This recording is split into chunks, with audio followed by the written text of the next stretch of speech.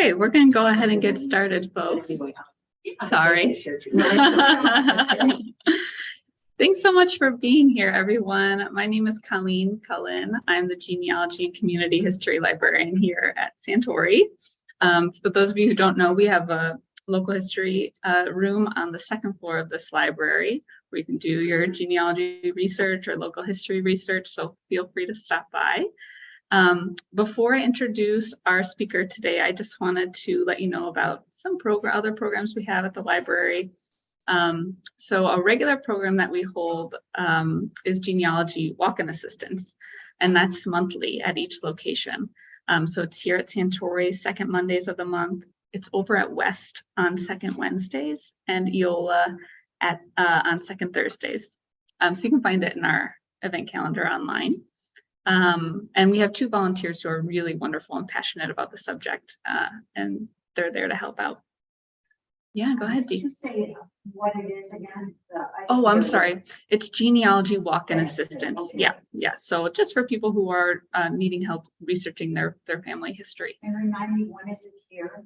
Mondays. So it's the second, just once a month, second Monday. So it'll be this upcoming Monday here at Santori in the mornings. And will they help with genealogy that is American related?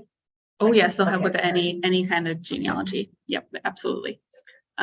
Their particular ancestors are, I think, from Germany and all over Europe. So yeah, they're very interested in other. You said it's in the morning. In the mornings at Santori, yeah, 10 to 12:30. Okay. Yep. And then just two one-off programs that we have coming up in November. They're actually both on the same day, Saturday, November 18th. Here at Santori, we'll have Eric Pry from the GAR Museum right here at downtown Aurora, talking about the history of that building.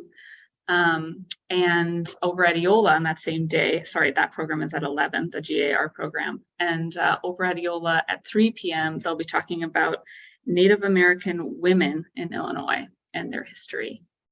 So that should be really interesting. Okay, so without further ado, let me introduce Sherman Jenkins. Sherman is a full-time author and president of a digital media company. Prior to these achievements, he served as executive director for economic development for the city of Aurora for approximately 25 years and alderman at large for the city of Aurora. Mr. Jenkins led a negotiating team that landed the Chicago Premium Outlet Mall here in Aurora. Mr. Jenkins lives in Aurora, married, and has 3 grown children and 3 grandchildren. And he's here today to talk to us about his own researching his family history. So thank you so much for being here, Sherman. All right, I'm going to share your presentation here, and then we'll be all ready to go. All right. Good morning, everyone. Thank the library for giving me this opportunity to present to you this morning. And I was going to be standing for those on Zoom, so you can be able to see me. And also to thank those of you who are here this morning, those of you who are on Zoom. And this is a story that is very dear to my heart because it's something that I did. And, I didn't think about it as something that was, a monumental thing. I just thought it was important to write or record, my family history. So I'm going to go through, and as you see on the screen there, on the left is my sister. She was about 15, 16 years older than I was. Her name was Ollie Mae, and that's when she was a little girl. And in the middle is my uncle. We called him Sonny Boy. His name was David Wright, and he was holding the little puppy that we had that my grandmother brought in. And also we had on the right is in the middle of those 3 men, that's my grandfather. And he with his 2 friends. And to tell you the truth about it, other than seeing him when I was younger and my mother would take us down, she worked at a paper box company. It was called Apex Paper Box Company. And She worked there for almost 30 years, and she got 2 weeks vacation in the summer. And so one of the weeks we would get on the train to New Orleans from Union Station and take that down to Memphis, Tennessee. And then my aunt would pick us up, take us to her house. We stayed there with her for a couple of days. And then they said, okay, we're going out to the country. Okay, we're going out to the country. And we go out in it, just this open area, and go out to my grandfather's house, and would stay out there for a week. And I remember my mother would get up. Well, I remember my grandfather and his family, they got up so early and they would be out tending the field. And God, it's six o'clock in the morning, tending the field. It's, oh my goodness. But there's a little bit to that I'll talk about later. So those are those 3 photos there, but that's all part of what all of us have. There's something there in photos and other things that they're keepsakes, but they're also things that you can be able to use to share. Because I always wondered, what did my sister look like when she was a little girl? Bam, there it is. There's my uncle, there's my grandfather, how he looked and so forth. Again, it's going to be your kids, your grandkids, your great-great-grandkids will stumble upon this. So again, who am I? They gave me the overview, and you kind of heard that in terms of the things that I've done and what I do now. And I am glad to have worked on the Aurora Public Library Foundation Board, which I'm board member emeritus. It just wouldn't let me go. And but I'm glad of that. And also one of the founding members of the Quad County African American Chamber. Now, why did I write about my family history? I didn't know my father. He died when I was 6. And the only picture I have of him is what you see there on the right with the arrow. And I remember asking my mother when I was probably in 10 or 11 years old, I said, Mom, I don't remember what Dad looked like. I remember when I was little, he'd come by and he would take me out and go get something to eat or some chips or whatever. And I said, is there a picture of him? She said, yeah, there's a picture. I said, well, where is it? I've never seen it. She said, here's the picture. I said, where is he? She said, that's him. That's his leg right there. Mom, his leg? But there was a story behind that. Now, they didn't get along. And so there were times when he would come by to see me, and we'd be out on the patio where we lived. And my grandmother had a number of properties in Chicago, and we lived in one of her properties, and had a big patio area and a big garden area. And he would come and sit there and talk to me. My mother would be standing in the doorway, virtually breathing fire. Okay, because she's just, my grandmother would come and say, girl, come on, let him, spend time with because he was kind of abusive. Also, so these are things that came into my mind. And that picture there, that's my mother holding me when I think I might have been 6 months, a year old and whatnot. And so the other thing was that my first wife and I, we divorced. We had twin boy and girls, and that's them down in the bottom photo when they were probably, I think about maybe 1.5, 2 years old. And my son on the left, my daughter on the right. And we divorced when they were 15. And I did not want my children to not know their family side from my side. And so I said, well, Sherman, you're a journalist. You should put something together that can give them, some kind of document that they would be able to use. And so as I got into it, I came up with this. And I was trying to come up with the title of the book. And it was something that I remember, it's the same thing that's gonna happen with you if you're gonna look to do it. And that's why I said, why is it important? Your reason may not be similar to mine, but you want to make sure your loved ones know about you and their ancestors. Now, sometimes there's things that have occurred in our past that we're not proud of, we're ashamed of, but that doesn't necessarily mean when you write it that it has to be in in the story.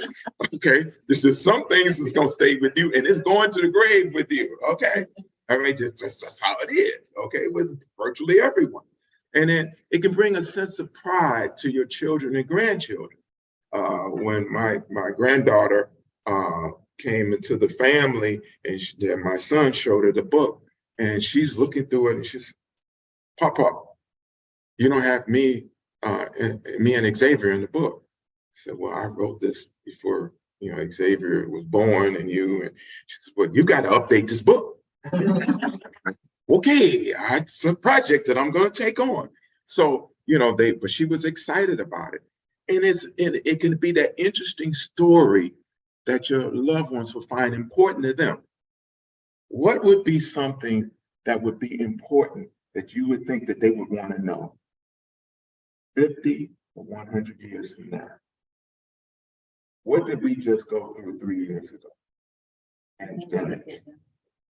And I always thought when that got started, I was like, 100 years ago, there was the pandemic, 1970s, the flu and so forth. What did they do? And so I go to Google and there wasn't a lot. But if your family could pick up a document and go through and that's what I did. I talk about the assassination of John F. Kennedy. What my thoughts were. I was a young kid at that time, and what was I thinking? What things happened? Talking about the pandemic. What did you do? What did you think? What did you have to do? We had to wear masks. We had to take shots. We had to stay away. We went out and there was no one on the streets. You traveled and the air got cleaned because there was no traffic. And I remember I had to go. I drove out during the heart of the pandemic, drove to Chicago, and I'm like, God, no traffic, no nothing. It was like, did some aliens come and wipe everybody out? I mean, it was really eerie, but that's what you can talk about because 50, 75, 100 years from now, you're not going to be here to tell it. But you've got, whether you got a book or you've got video or audio, they can listen to it.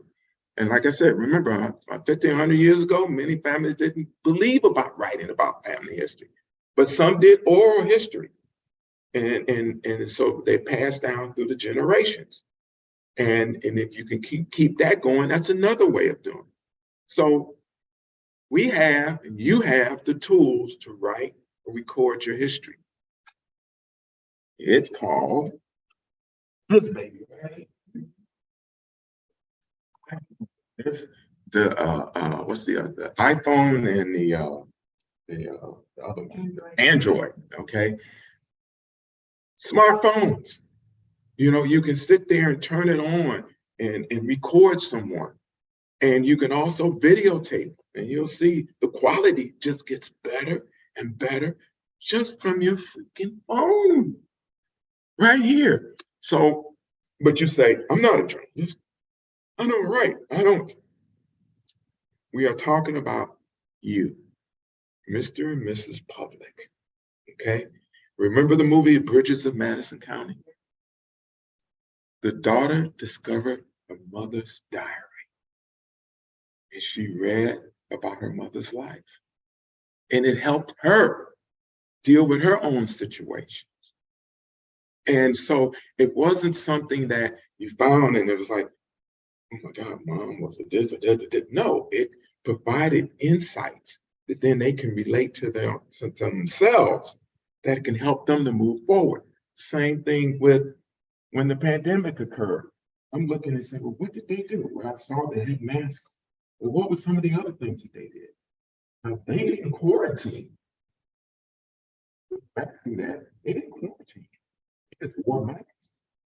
We quarantine. So future generations, if it ever occurs again, okay, they did this, they did this. It provides insights that can help the next generations to be able to cope with situations that they encounter. In today's society, you can record, right, and leave it in the cloud or a flash drive.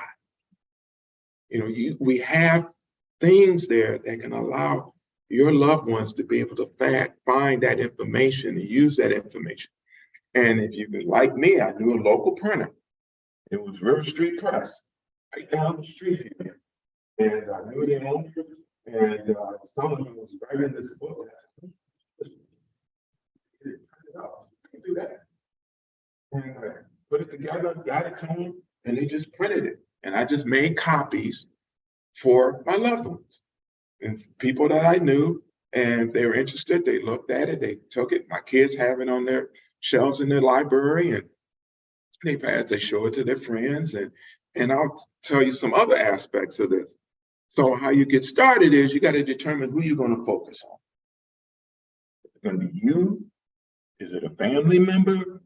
You know, is your mother, grandparent, sibling? You know, maybe it's you. And in my case, it was me. And I said, if it's a family member, you got to approach them and ask them to interview them. Now, you know, they might come at you with, why you want to interview me? Why you need to know about me? Relax. You know, you did this, and you used to have this flower. You know, it doesn't have to be one of those things where you were the mayor of so and so, or you were the governor. No. But something that allows you to flatter the person and makes them feel, because you know, as we age, we think,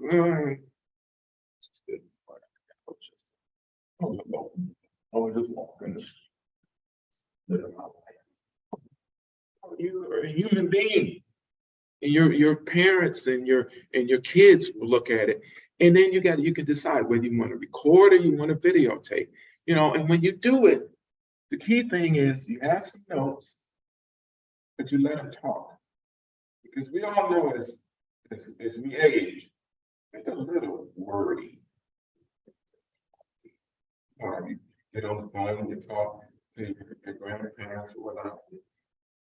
Thought you were going to do like a 3 or 5 minute conversation, and it ends up 45 minutes to an hour, and you're sitting there like a ball. Okay, but that's what you do. Let them talk. And then you got to have your questions that that they want to be able to you can lead them on. And you want to have certain things that you can show them that will pique their interest, or help them to remember something that they may have forgotten. And as you let them talk, you know, make sure that the smartphone or the recorder is close to them. Don't have them back there where Kaylin is sitting, and then the microphone is up here. Okay, you got to have them. You know, and sometimes people think, oh, you know, that should be elementary. No, sometimes it just doesn't happen. So you got to be close to the subject. And sometimes when you're talking to them, like when I working on my second book here, African Americans in Aurora, from 1921 to 1955, and I've been doing interviews. I videotaped them. But I also learned that I had to audio record them. And I have to do that because when you put a camera in front of a person, what did that person do? It's proper, and they want to make sure that their diction is right, and they get all stiff. And relax, and we're just talking here.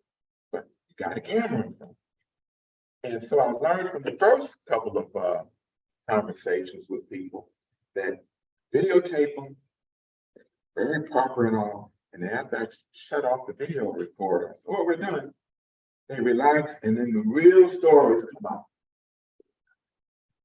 Okay. So I take the video camera, and I have another iPhone, and I put the tape recorder. That's on your phone too. Audio tape. Slide it right up there in front of them. And they're sitting there and then they're talking. So after the videotape goes on, then they go for another half hour to 45 telling you a real story. And I told them, I said, well, you know, thank you. Glad I was recording you. You were what? That's what the real story is about. Oh, yeah, yeah. But they're so relaxed. They tell you all these things. So the audio is good. And one of the things I want to play is, as a loved one is talking, you got to think of some questions that you ask the person, like I said, to elaborate. Now, the picture is a good buddy of mine who passed away a number of years ago. His name is Willie Mac Mason. And I started this whole thing of interviewing because of Mac at that time. He taught me how to play golf. I was economic development graduate. The guy growing up in the South Side. Softball and basketball and football. And someone said, hey, I want to play golf. So I'm thinking, I got to do this. I got out there to the golfer guy. My French, but I was killing golfers. God. And so he saw when we came off the course, and Mac saw him, he was a starter at those parts. And Mac came up with the song, and we had a medical. Yeah.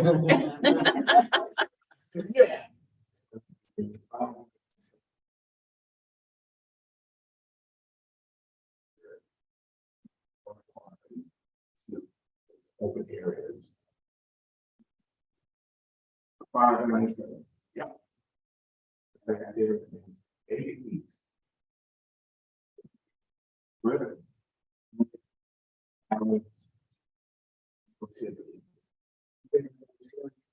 that we have seen interview, but another person came to you says all these little tidbits, and it's just teach you so that when anywhere, then you will know what to do.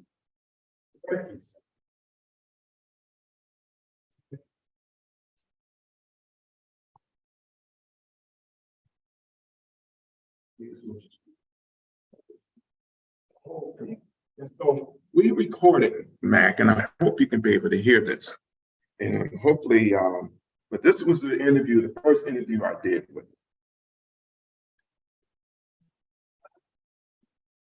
That case.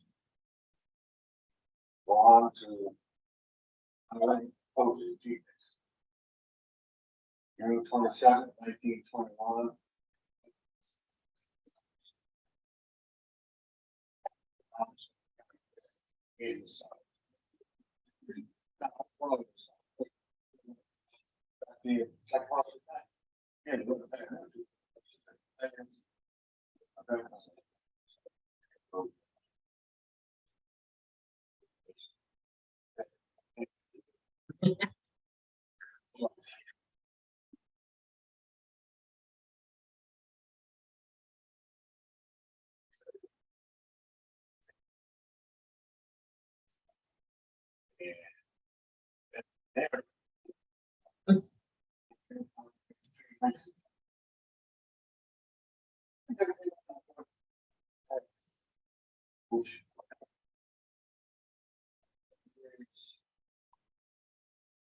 Over 6 miles west of the country.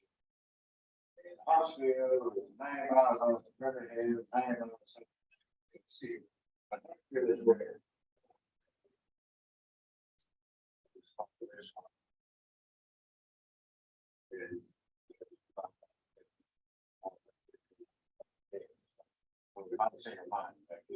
See, you learn it. Learn things that you don't know.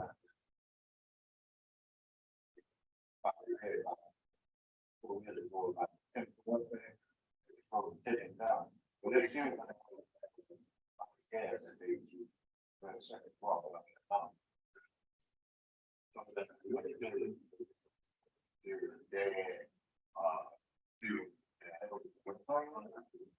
Well, grandfather, dad, he fought. And so there was no push on that. We had, you know, and to that, I know that. Hey, the dad was a school teacher. He got to be a trustee. So you can see, in terms of the interviewing, I sat with him and I've got about 6 tapes of the interview. You transcribe the tapes? Because I would be worried about, you know, the technology changes. Just like back in the day, we had floppy disks, they don't have them anymore. Those have been now digital. They have been, okay. And unfortunately, I was trying to work it where I had the audio in them, to dump it in here, and then I learned that the video in here, video takes up a lot of space in your presentation. It's like 500 and something megabytes. Okay, and then you add the audio, it even makes it bigger, so it makes it harder. So I had to bring this, but I'll figure that out for next time. Do these PowerPoint. But the thing about Jason was, in terms of the things that he told me, and as we go on, the things he worked for the Chicago Police Department. And but then he ended up rising in the ranks and became a plainclothes officer. And I remember one time when we went to Rockford, and we were there trying to have a situation where these Tuskegee Airmen were presenting, and they had a situation where they started. A couple of guys worked for the police department, and so I'm sitting there and I'm like, and I called Mac when they had a break, and I said, Mac, these guys here, they said they work for the police department, and I gave him the guy's name. He said, yeah, I used to work for them. He says, what are they talking about? Mac, they're just talking about time to work for the police department. What did they say? Like, really nothing, you know. And so I find out that Mac worked at a special undercover unit for the police department. And we've gone back, and I went to the police department. I said, yeah, I just wanted to see the records of Mr. Mac Mason. He didn't work here. What do you mean he didn't work here? Well, the record records are okay, so you know, and so we figure out how to get around that, because there's just certain things that happen, and you're going to run into that, and you can make the decision whether or not you want to pursue it and whatnot. And those are the things that, again, when you're sitting there, you're thinking, well, what do I put into it?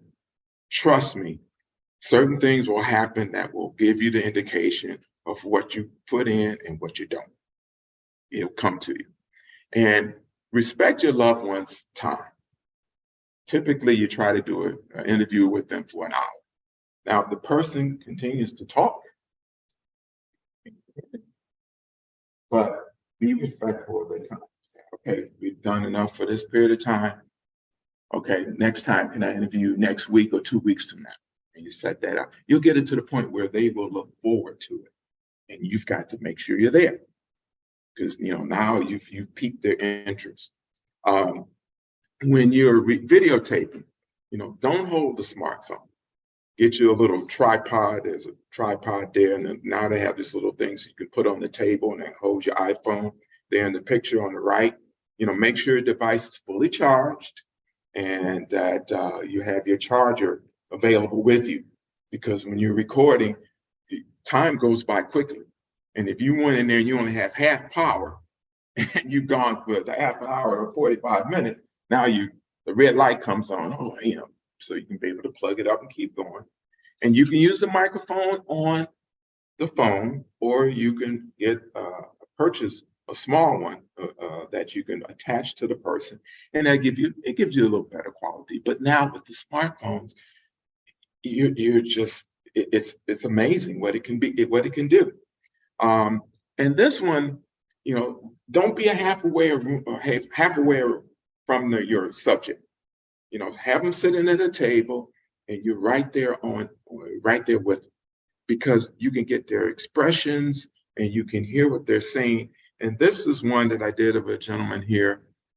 His name is Mr. John Anderson. Grew up here. He worked for Caterpillar Tractor Company for 42 years. And this is a story, and I wanted to run this so that you can get an idea. Number one, this is from my smartphone, 4K, and you can see the quality that you have here. Let's see.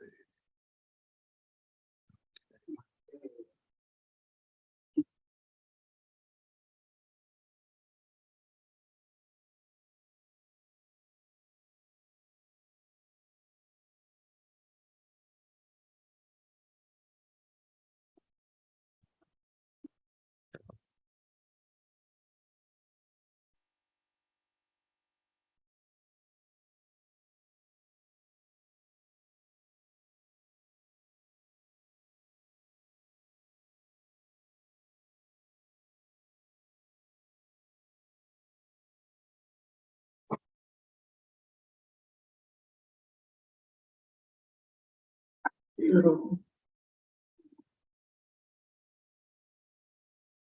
can start right from the beginning.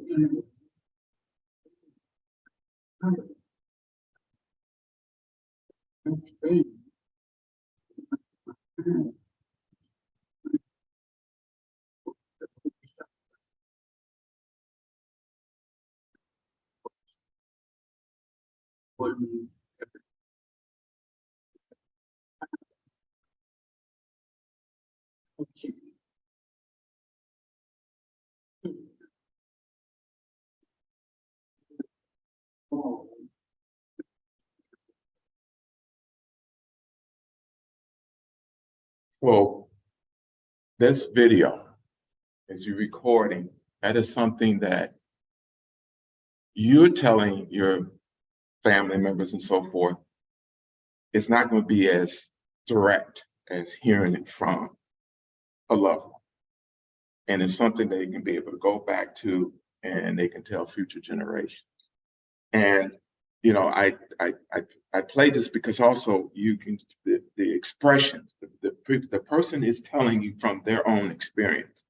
That is the most powerful.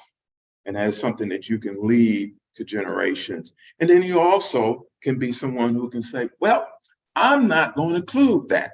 All right. But that's on you. All right. But it's the situation that, again, you're videotaping And again, I want to thank the library for giving me the opportunity to use one of the rooms here when I do my interviews. And we have the Eva Luckenbill room 315. I go there and I set up my camera, as you saw, it's there. I have the video, the microphone, so you can hear him distinctly. I mean, even if I didn't have that, with the iPhones and these smartphones now, it can record it is so clear. The technology we have, and you can record these. And so, the other thing is you got to ask for photos and slides and awards, and you're going to have people going to be telling you, well, I got a lot of stuff I can share with you. Be like, oh, they will get it. They know something else and won't get to it. They won't get to it. They won't get to it. I was giving a presentation.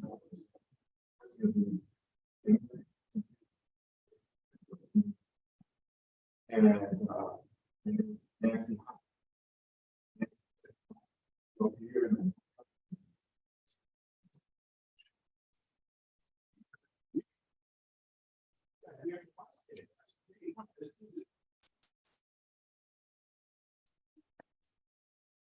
The newspaper.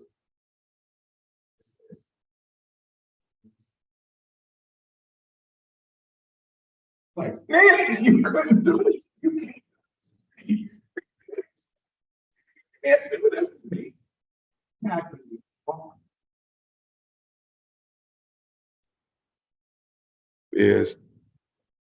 And it's very important, is you've got to put them at ease. Again, this baby.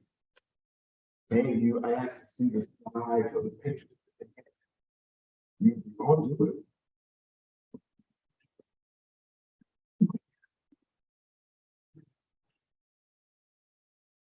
Pictures.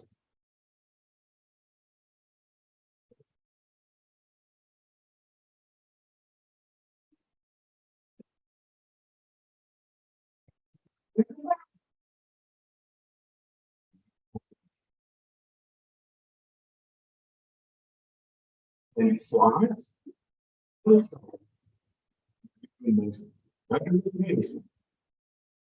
On Dean's Barbershop on the South Street. And I told her, sure. I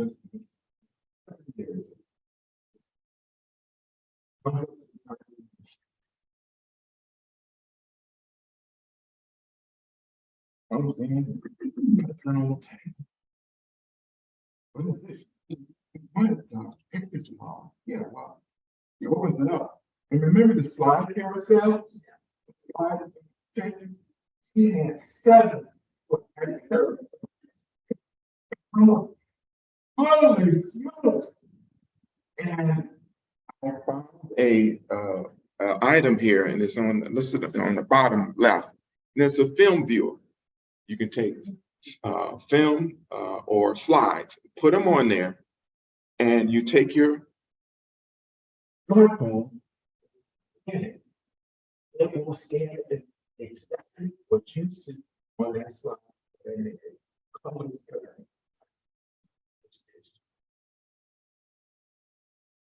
so put them to rest, that you're not going to take and never give back their keepsakes. Because that's the keepsakes. And now when you show them that you got it digitally, you mean I can email this to my great-great-grands? Yes, you can.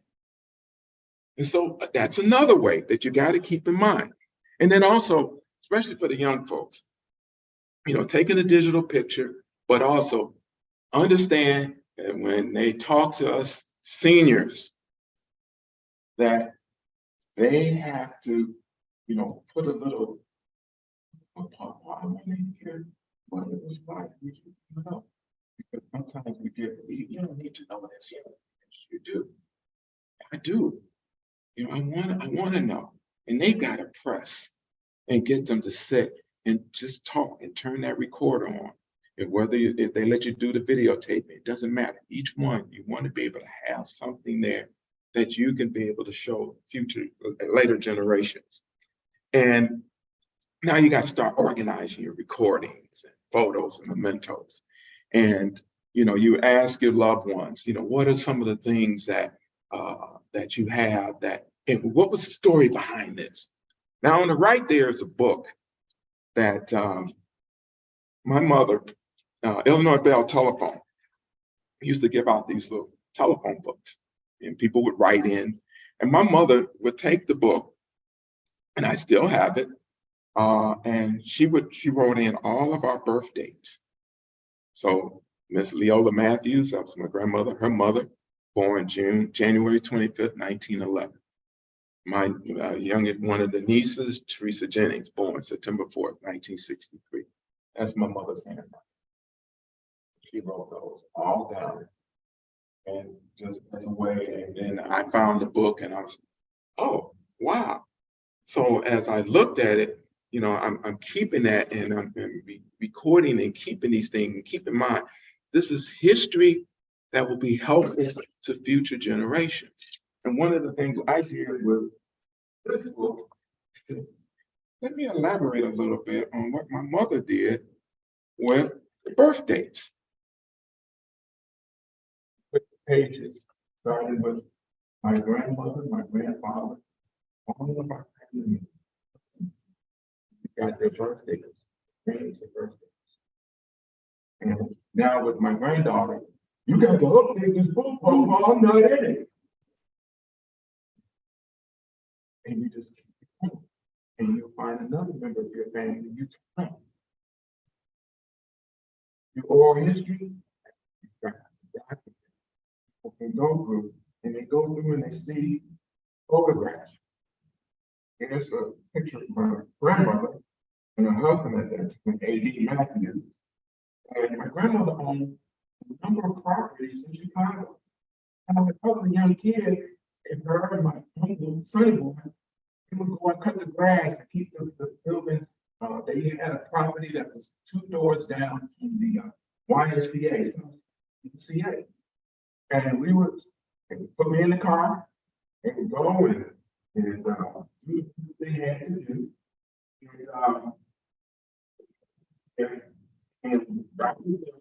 And I'll be out there playing in the yard. And they're like, then we finish that up and they say, okay, in the car, go to the next property. And I learned years later, oh, she had all these properties. Well, the property that we lived on Dorchester.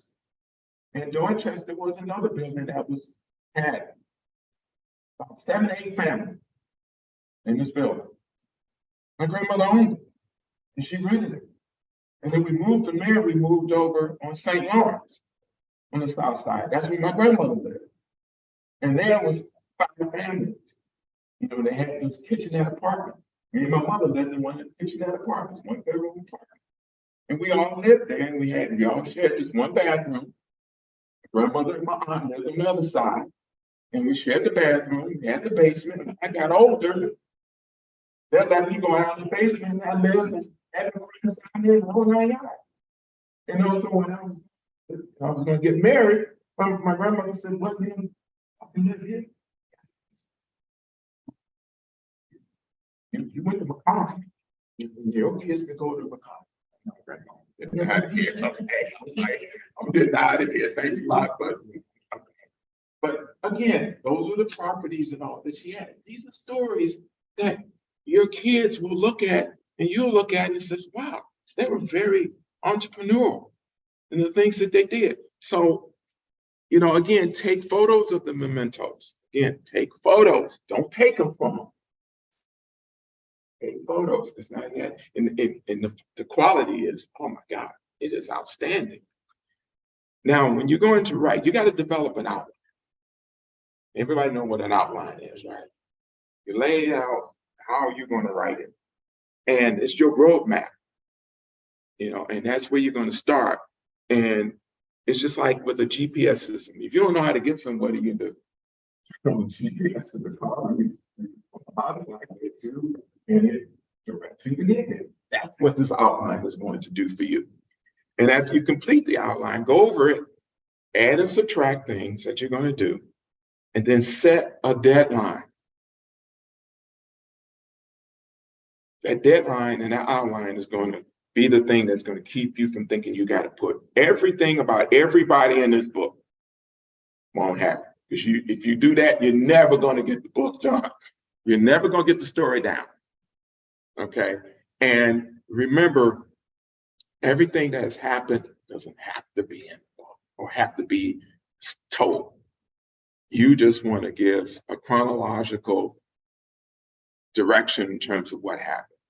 And once you do that, you want to also, you got to identify the time that's best for you to write or do the recording. For me, when I do my writing, mornings are best for me.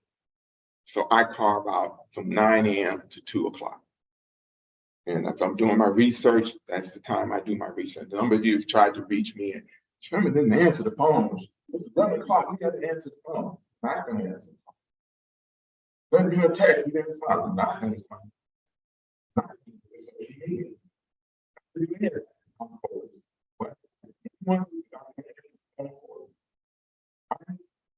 Grandkid, okay. You got to focus to get it done. And if you do it, I used to work 6 days a week. Sunday, I took off.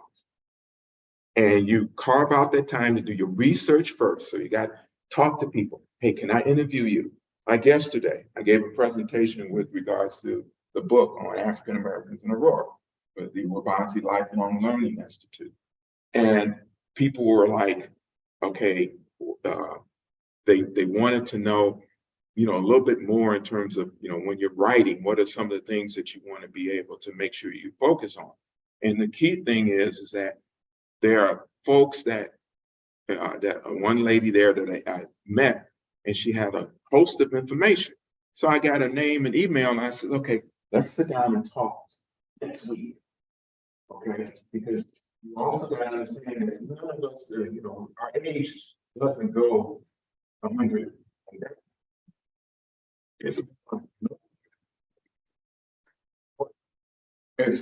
And we're not going to be here forever. So you got to get to people so you can interview them and do what you want to do. And when you start to write, get everything down. Just start writing. Don't worry about editing it and punctuation and spelling. Don't worry about that. Get it down. You got to just write it, or you record it. Get it done. That's your main thing. The proofreading and editing will come after you've spilled it all out, or you've got all the information that you need to have. Your resources, your family archives, obituaries, yearbooks, Bibles. I mean, the Bible is another one. What do people do? Just like my mother did with the Illinois Bell telephone book, you write in the birth dates of family members. Key things that happen in your life. People do it in the big Bibles. They use that. Church directories. Check out local newspapers. Many are online now. Newspapers.com, ProQuest, historical newspaper, the Beacon News, of which we're going to advocate to get that microfilm digitalized, because we need to have that. The Chicago Defender, Tribune, anywhere where you live. Historical societies have a host of information that you can reach out to them. And then genealogy resources, Family Search, which is free. WeRelate.org is free. Afrogenesis is free. Because, like, for example, you have the Ancestry.com. Well, on the first side, it didn't cost a lot. Ancestry got a lot of people to jump on it, and boy, they knocked that price up, quite a bit. And so there's other ones out there that you can be able to go to and utilize to build your family tree, if that's something that you want to do. And these are resources, the county records, marriage records, and so forth. And again, a lot of this is now online. So Google and all these other things can be able to help you to identify and find these resources. But again, you can also go to the Genealogy Center here at the Aurora Public Library. Kaylin can help you. She's been a godsend in terms of helping me as I've been doing the research and so forth. So I have there, I said, I want to thank you for listening and viewing, but there's one other thing that I want to mention. And that is that one of the things here is that I think we, and if I can get a number of you to be assistants to help this make us happen, is we need to expand the genealogy department here at the Aurora Public Library District. Because there's a lot of people here that have stories that they need to be able to know how to go about researching and finding the information about their families. And if we have a genealogy center here that you can be able to come to, you can have the resources that you need. We need to, I feel we need to create a genealogy center. And I think we need to build a center. And that's something that we've got nice big open land just to the south of this building.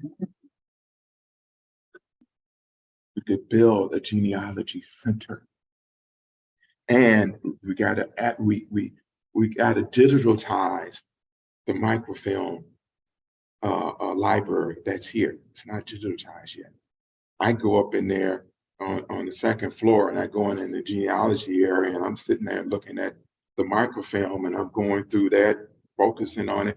And I had to go to the library director a month ago and I said, what? I know we got to keep this thing a little cool because of the historical aspect of all these papers and all. Well, I'm freezing it. Oh, I've been saying it no more about my hand can be cold and it works in there.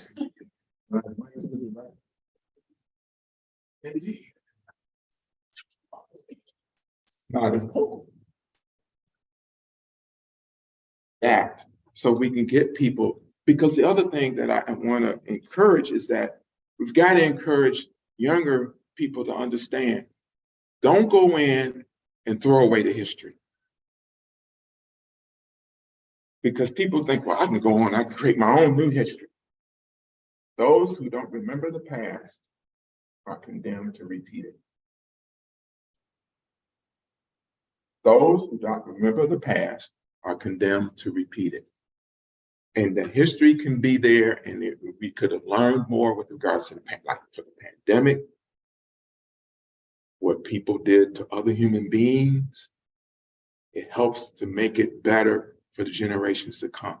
We can all live here. We can all thrive. No one has to be over someone. Look at what happened.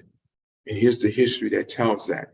And then, all of us here can be able to work, call the library, send an email saying, hey, expand this genealogy center. It is something that it's not just going to be for Aurora. It can be for this Fox Valley area, for Elgin, Joliet, DeKalb, all of these small suburbs that are around us. We become the hub that people can learn and understand with regards to folks. So, yes, ma'am. So have you approached the? Not yet. Not yet. No, this is the people on Zoom, and you guys are hearing it. As soon as I get later this afternoon, I'll send a letter, and I'm gonna push for it, and I'm gonna work to be part of that. So, yes, ma'am. How do we? By reaching out, and I can get out to everyone in terms of sending emails and letters to the library executive director, to the board, to the foundation, and when you're talking to other people, get other people to do the same, because the louder the voice, it means there is not just Sherman advocating for this. There's a lot of people. There's a lot of people are in favor of this, and that's the way you can be able to help. Yes, ma'am.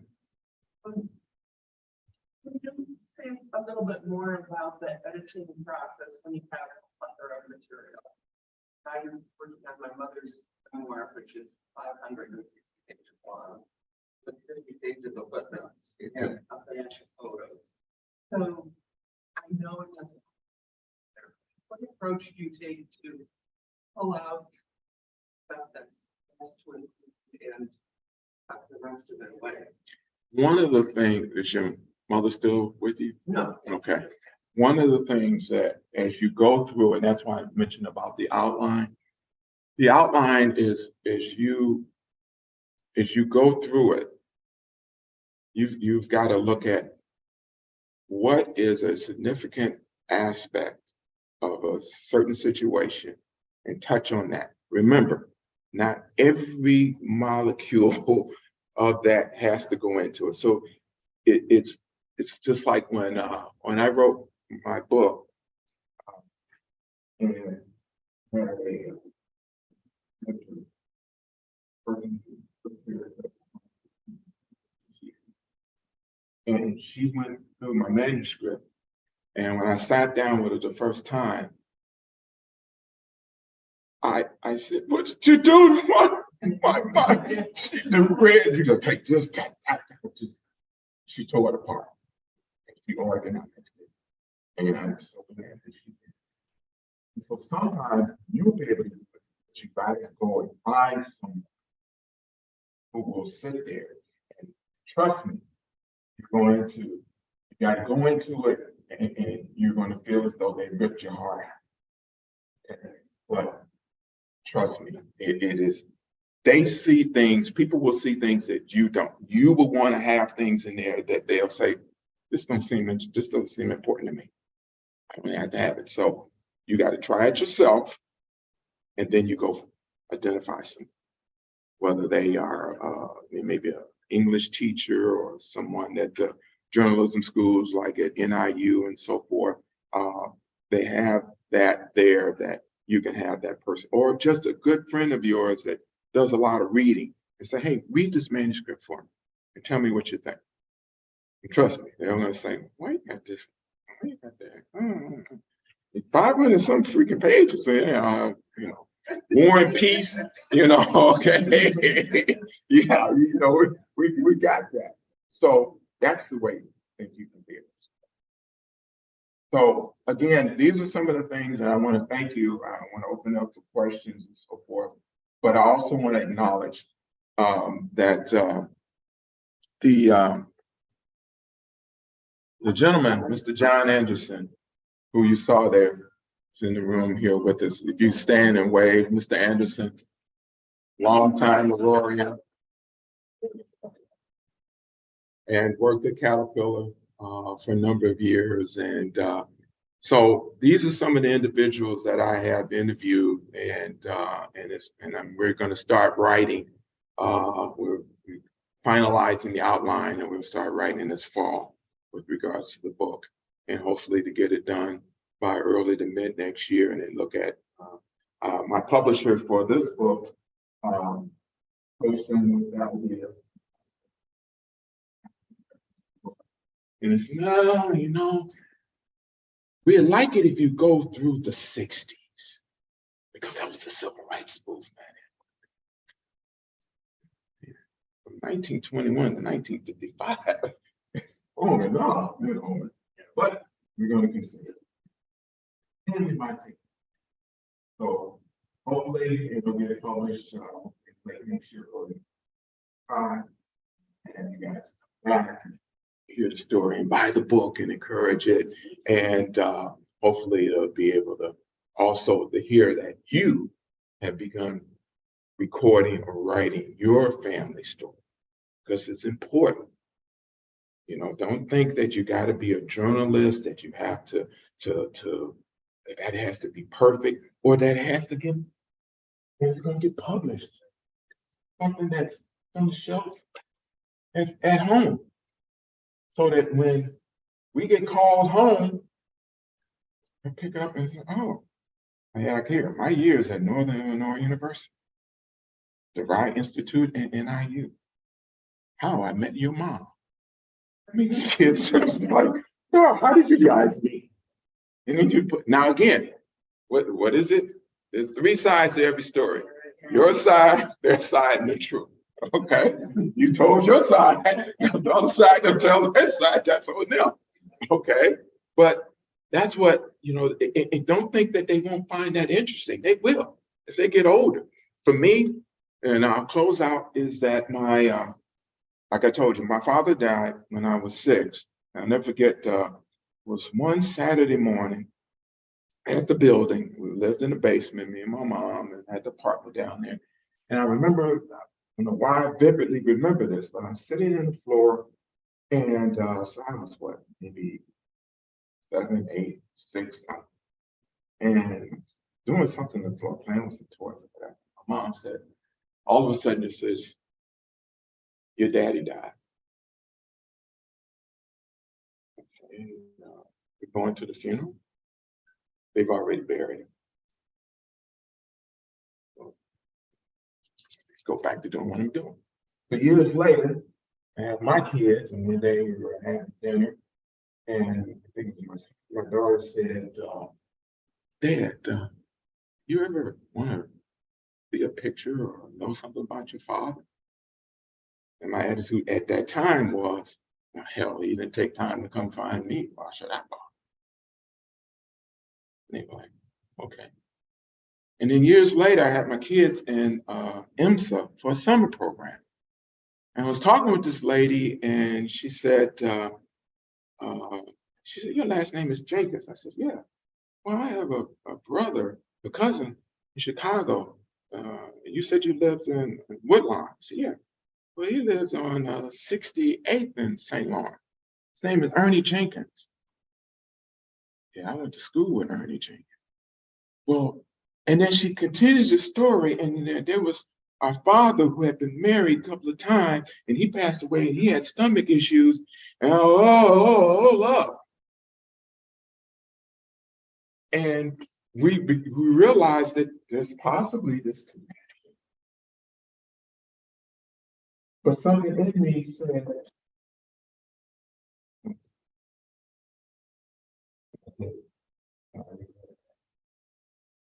you always have to do where someone saying, don't do that. Don't follow up on it. Ignore it. It's the devil trying to get you not to do something that can be beneficial to you, beneficial to future generations of your family. Write that story, record that story. Your family is your family. Do it. And I thank you for coming out listening today. Any additional questions anyone has? Yes, sir.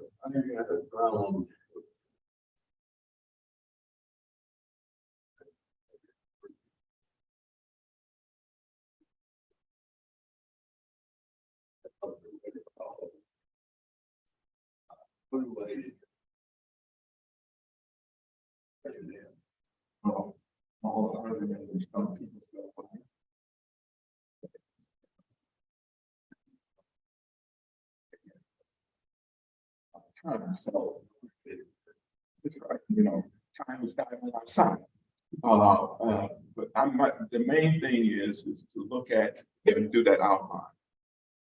What are key things in your life and identify 5, not 20, not 15, 5, and then find 2 or 3 people that were key in that time that you can focus. That's how you narrow it down. Because it is. It's just one of those things where it's like I was telling someone before we got started with this, the printer. I was telling him, I said, where you at on the book? Write this chapter. And so 2, 3, 4 months went by, and I'm telling him, I said, Sherman, the deadline is this. You better have the manuscript here, or you find somebody else to print this. He gave it ultimatum. Get it done. You said, Sherman, you can't put everything in it. You can't. That's volume 2. But you got to get this. That would be my suggestion in terms of how we do it. Anyone else? Okay.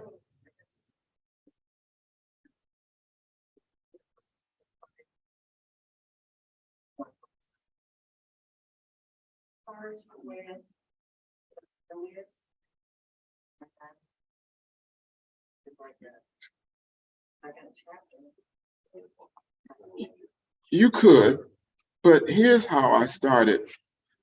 I had a preface that I said, "My children, let me tell you why." And I wrote it like I was talking to them. September 27, 1956. You hopefully remember that month and day from the many birthday cards and celebrations you participated in for me during your years on this earth. You probably didn't know about the year, but I have come to learn that it was a year in a decade of growth and discovery for America, Chicago, and African Americans. Talking to them. So chapter 1 is called A Day. And why this came to me, I vividly remember this. It started with a boom. I mean, a big boom. I had just finished eating my dinner in my bedroom of our 3-room apartment and was headed out the door when the sound stopped me in my tracks. I figured something large had fallen in my sister's apartment on the 2nd floor of our building. I shrugged it off and took one step towards the hallway that provided entry into our apartment. My grandmother's that was on the same floor, and my sister's. So there was the 3 entrances. It was a small hallway shaped like a 3-sided diamond with a single light bulb in the ceiling that was turned on at night from a switch on the south wall of the hallway. Underneath the light switch was a small 4-legged iron rod table that had a lower level that served as holding spot for rock salt in the winter and had a top shelf for the mailman to place the mail when he delivered it. Before I could complete my exit from the hallway to our porch, I heard what sounded like a stampede of horses coming down the stairs leading from my sister's apartment. When I turned back to see what the commotion was, I saw Lewis, my sister's boyfriend, dashing down the stairs with a look of fright that froze me for a minute. But suddenly I realized that this grown man dashing down these stairs would run over this 10-year-old if I didn't get out of the way. I immediately jumped to my left into the doorway of my grandmother's apartment. Then I saw Lewis running frantically past me with my sister in hot pursuit with a butcher knife in her right hand yelling, "I'm going to kill you, you mama, you better run." I'll never forget the look of terror on Lewis's face as he rumbled down the steps, holding onto the wood railing with his right hand and guiding himself toward the bottom of the stairs with his left hand. I saw his face for a split second, and then I saw him dart past me. My sister was 2 steps behind. Lewis pushed open the glass door and swung it shut behind him as he hit the porch in one jump. That shutting of the door as he exited saved him from being cut as my sister swung the butcher knife in his direction as he saw that he was trying to escape. My sister's rage intensified as the glass screen door slammed into her, knocking her backwards temporarily. Lewis bolted from the porch of the building, raced down the walkway and through the front gate. He was able to get into his car, which was parked in front of the house, and lock the door before my sister could get to him. "What in the world is going on out here?" my mother yelled. "Jesus Christ," I heard my grandmother say, and she stood in the doorway to escape being trampled. In a calm voice, I said, "Alame is running after Lewis with the butcher." So they're just saying,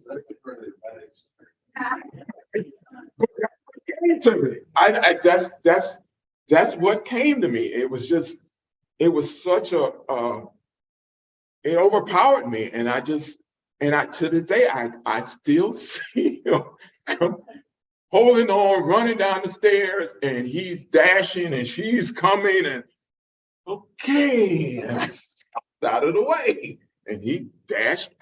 It's still there. So there's always going to be things in your. It's going to be vivid things. That's always going to be with you. And you can take that and take your time, but also know you have a day. All right. Well, again, thank you, and I'm here to answer any other questions anyone might have. Kaylin, anything more you want to add? All right, thank you. Thanks, everyone.